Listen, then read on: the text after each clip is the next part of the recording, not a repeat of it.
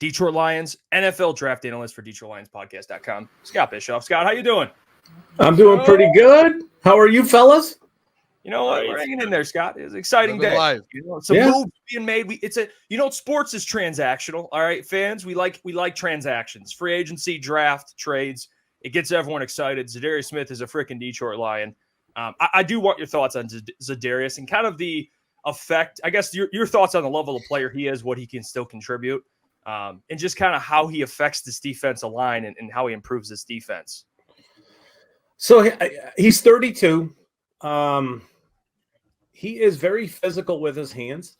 So that's kind of how he wins as a rusher.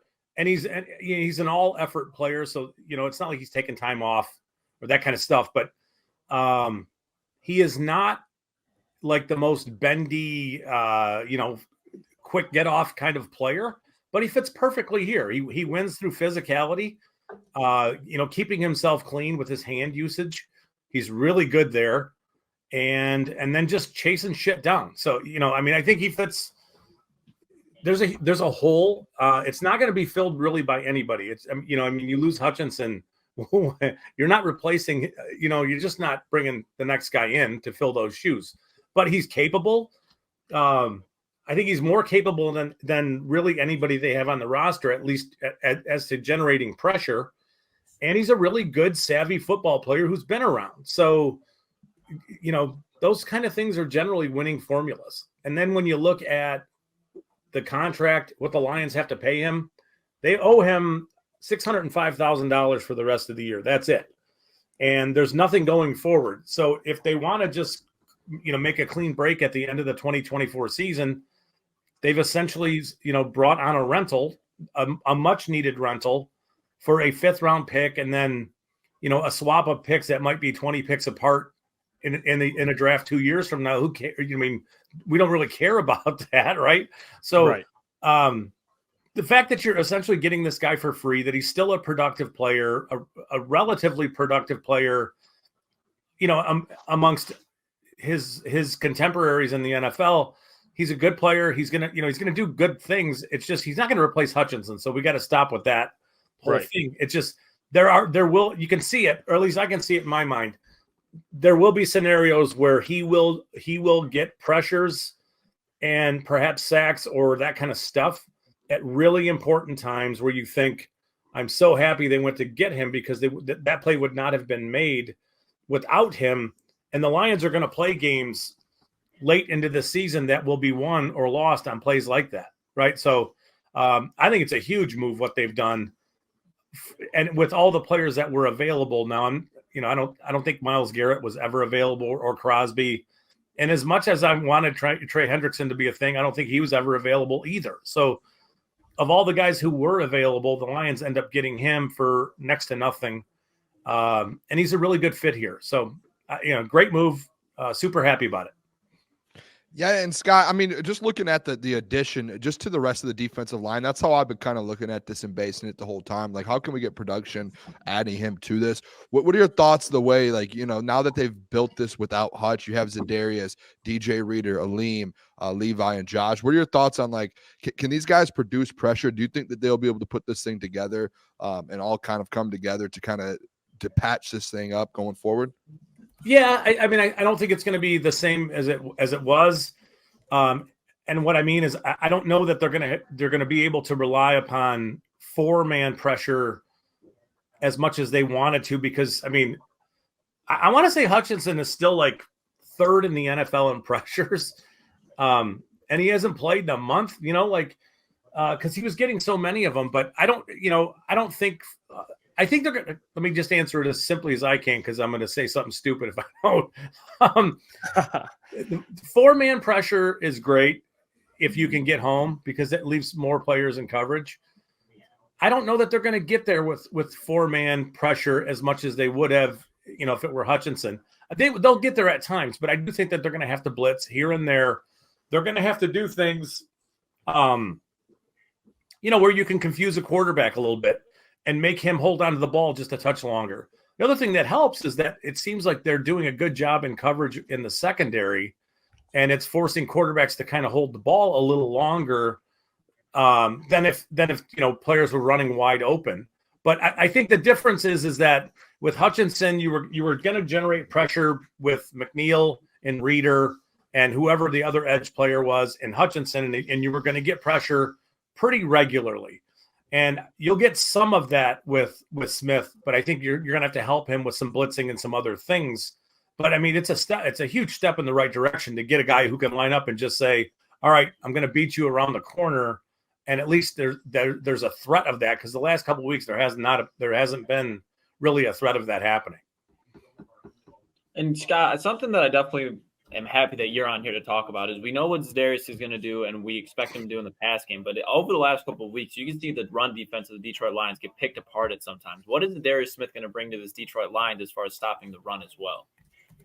So, I mean, he's going to set an edge, a real firm edge for you. Sometimes players struggle to do that. If their sole intent is to get up the field and to get sack numbers and all those kind of things, they lose the ability to play run defense, sound run defense, and sometimes they'll set a soft edge or they just won't do it. He will. He's big. He's physical. He's got heavy hands. He plays a big man's game. So if you're running to his side of the ball, he is going to set an edge. He's going to be exactly where he's supposed to be. Linebackers can trust him not to get washed out of his gap or get blown off the ball. So it'll make the linebackers' reads significantly easier because they know he's going to be anchored up, exactly where he's supposed to be on how they fit things. And that's a big deal. I mean, go back a few years ago when this is embarrassing. A Florida linebacker, first-round pick, Jarrad Davis. Oh, God. Oh, God. A little bit of a dog chasing cars at times, but a lot of it was because the tackles and interior defenders in front of him were getting moved. They were getting blown out of their gaps. So it was really hard for him to determine where am I supposed to be? Because, pre-snap, I'm supposed to be on A'Shawn Robinson's right shoulder, but now he's in that gap, and I need to replace him, do a little player exchange thing there, but it doesn't always work great. So you want your defensive interior guys to hold up so linebackers can fill the right gaps, right? He is definitely a player who's going to make it easier for the players around him to read what he's doing, hold up against the run. Doesn't mean he has to make the play. He doesn't need to make the tackle, but he can facilitate it. So if they're running towards him, he might be the guy that forces everything back inside to where Campbell and Anzalone and the other guys are coming from, and it's a 1 yard gain as opposed to, he gets too far upfield and it's a 5 or 6 yard gain. He doesn't do that kind of stuff. So he's a very sound, steady, disciplined player. He's a good player. He's a great fit for where they are right now. Yeah, and Scott, one thing we talked a lot about after Hutch went down is kind of the role Aleem McNeil will have. And you watch that Packers game, and it was clear Aleem McNeil was wrecking. I mean, he was trying to game wreck, and they simply double teamed him and said, you know what, someone else beat us, and no one could. That was the issue. Yeah. What kind of effect will this? And of course, DJ Reader is a walking double team because he's a massive human being. But what kind of effect will this have on Aleem McNeil, and vice versa? Aleem helping Za'Darius. For just Aleem McNeil, I know his production, you might not always see it on the stat sheet, but you could tell he's trying to get home. But what kind of impact will this have on Aleem? It may free him up because they're not going to be able to they're not going to, I mean, if you think about it right now, as tackles and guards go, and if the tackle has no concerns about getting beat around the corner by anybody, he's going to help the guard, right, with the double team. Tackles are going to have to honor Za'Darius Smith. So it's not going to be quite so easy for them to try to double a player like McNeil. So my guess is he gets opened up a touch simply because he's going to have a little more room to operate and less bodies to have to go through. Za'Darius Smith is still capable of making plays. So he needs to be honored. Tackles they're going to pay attention. They're going to have to prepare for him. He will run through them. He's physical enough to do it. He can turn the corner on them. He's relentless. He can do all those things. It's just he's a 32-year-old doing it. So, right. Is he more limited now than he was a few years ago? Yeah, but I mean, the shell of what's there is still a relatively productive player specific to what the Lions are needing, which is anything, right? So I love the move. I think there's nothing to. I mean, it's a free. You get this player essentially for free, and it's almost. I don't want to call it a tryout because you know what he is already. But you looking forward, it's like if he works, he would be the perfect player opposite Hutchinson because he can win too. So it doesn't have to be Max Crosby and Hutchinson. Za'Darius Smith might work out fine. It could work out great, and they could redo his deal and make it more friendly for them, give him a little more money up front. But however they want to do that, obviously he's got to play to a certain level to get there first. But there's no reason he can't, right? And he's a good football player. He's been a good football player for a while. Hey, it's Scott. We talked about the draft with you a lot too, and obviously when you come to the trade deadline, it's Brad Holmes considering his draft assets and what is he willing to give up. And we saw today, obviously, when this all goes down, the swap essentially for next year and then the 5th round this year. Going into this year, because I know when you look at it, like in this team right now, obviously offensive line depth is probably something going into this draft. You're looking at edge rushers for the Lions team specifically. Do you think Brad really took into account, like, hey, this is what a draft class, like, what does the edge draft class look like this year? And then especially when you get into the offseason, if like, hey, we can move on from Za'Darius Smith after giving up the 5th or keeping him or kind of finding someone in the draft to go across from Hutch. What does that look like, at least in the mind going into the draft and giving up assets? How did you look at it like that? Well, so they're in a situation where, they are Super Bowl bound if things go well. And you don't always find yourself there. So are you willing to give up, a 5th round pick in what I would consider to be maybe a bit of a down draft? Yeah, you can find gems that late, but are you willing to give that pick up to bolster your chances to get to a game like the Super Bowl? And I would say, so I'll just put it this way. Last year, I did not want them to go after Montez Sweat or Chase Young because I just didn't think it made sense for where they were. This year, I wanted them to go find a defensive player because of Hutchinson's injury, but other reasons too. I think Za'Darius Smith is a better player than Chase Young was last year, and we all know how that went. Like people got upset that Holmes didn't go get Chase Young. And he went missing in the Super Bowl. I mean, he did. Stunner. I'm flabbergasted by that. And then the 49ers don't re-sign him, so they gave up whatever they gave up. I think it was a 3rd, And he's gone super fast. He doesn't really help them all that much. Za'Darius Smith is a better football player. He doesn't have the pop of, athletically like Young does, but he's a better football player. So I would rather want, Smith over Young, regardless of what you have to, give up to get him. And yeah, you're going to lose a little draft capital, but I don't think it matters at all in terms of this team is chasing a Super Bowl. They're right now, I think it's them and the Chiefs, and I think they'd be pretty much, it would be a pretty even game if it were played, on a neutral field. So I can't imagine them really worrying too much about that 5th round pick. And as far as a 6th round, 7th round swap in the future, I know there are going to be compensatory picks there, but the Lions are going to have one of the latest normal 6th round picks, and the Browns are likely going to have a very early 7th round pick. So those picks might be, 15 picks apart. I don't think that matters much either. So, that's why I'm just looking at it as a bit of a no-brainer. Like this is smart stuff that they're doing. And I think we see very quickly Sunday how it pans out.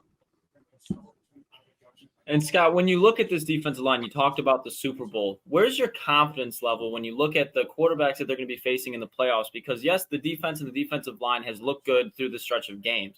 But when you look at the quarterbacks that they've been playing, not the most elite quarterbacks, when they get into the playoffs, especially if they make it to the Super Bowl, you're going to be playing a Patrick Mahomes, Lamar Jackson, Josh Allen, who they're going to be facing soon.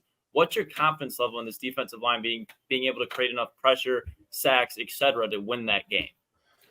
I think just in a vacuum, as far as just the defensive line goes, I'm not super confident about it.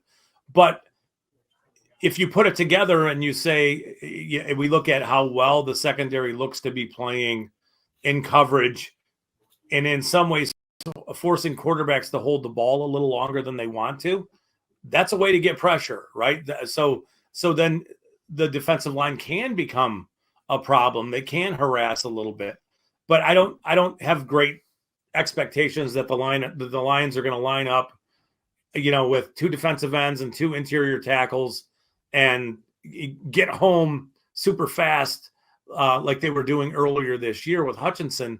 I'm not sure that's how it's going to go. It's going to be more of a group effort surrounded by their ability to pressure. And because right now they're going to be more of a squeeze, maybe squeeze the pocket and get the quarterback off of his landmarks, maybe on the move a little bit.